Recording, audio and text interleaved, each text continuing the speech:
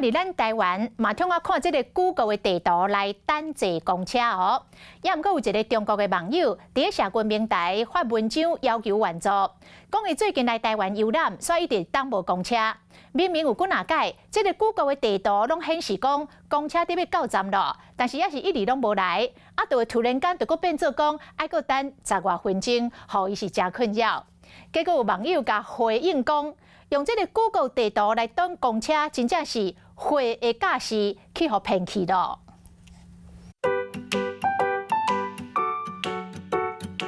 几条望公车偌久会有车，等的车唔知伫偌久的未来，有人一直看手机啊，有人看显示板，公车偌久才会来。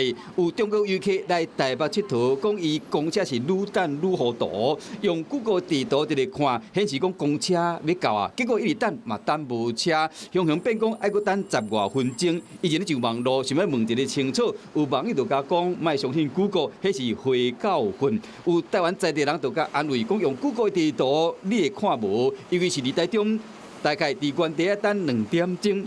记者是坐到这个游客望穿秋水的一温西门站公车亭试看卖，这是307。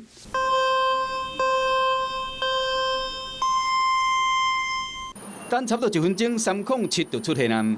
他说即将到站，有个车子就来了，很快，对不对？人咧过来试为一温西门站坐667去网甲 ，Google 的地图显示讲667 2分钟后就会到，看这个智能显示板，大概过12分钟才会到，到底是有影无？你有用那个 Google Map 看那个公车来了没有？有。你觉得准确吗？安泰吗？不准确，一点都不准确。你说上面说他多久来，然后结果你等了超过那个时间。有很多次，结果我们又去另外一个巴士站，然后又等不到。这些我们发布了出去，然后会加上一些自己的运算元素，所以它可能算出来的结果会跟我们有点不太一样。台北市政府表示讲，时间有差是来自 Google 转一手利用市政府的资料才会对袂到，建议大家下载官方 App 安尼较准，较免讲东边看过来，西边看过去嘛是等无车。Hello， 我是蒋欣梅。想要抢先掌握最及时的新闻资讯吗？赶快订阅、按赞、开启小铃铛，锁定华视新闻 YouTube 频道。